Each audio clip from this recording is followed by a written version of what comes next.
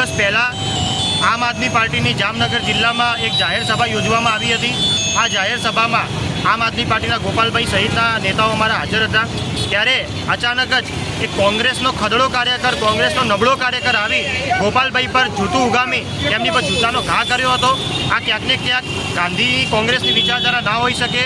આ ક્યાંક ને ક્યાંક હિંસાત્મક કોંગ્રેસની વિચારધારા છે, જે ગુજરાતની જનતા સ્વીકારશે નહીં। ગુજરાતની શાંતિપ્રિય પ્રજા છે, આમ આદમી પાર્ટી અને શબ્દ શકોમાં વખોડે છે। અને આજે બગવાડા દરવાજા ખાતે આમ આદમી પાર્ટીના સૌ કાર્યકર્તાઓએ ભેગા મળી કોંગ્રેસનો વિરોધ કર્યો છે। અને ભાજપ પ્રેરિત જે કોંગ્રેસ આગળ વધી રહી છે, ભાજપ અને કોંગ્રેસને બંનેને આમ આદમી પાર્ટી ગુજરાતમાં જે દિવસે દિવસે આગળ વધી રહી છે તે પચી રહ્યું નથી, માટે આવા હુમલાઓ કરાવી રહી છે। અને જિગ્નેશભાઈ મેવાણી જે કોંગ્રેસના છે, તેઓએ પણ ગોપાલભાઈ ઇટાલિયાને સમર્થન આપ્યું છે। તો ક્યાંક ને ક્યાંક કોંગ્રેસમાં પણ બે ફાળ આ બાબતે જોવા મળી રહી છે।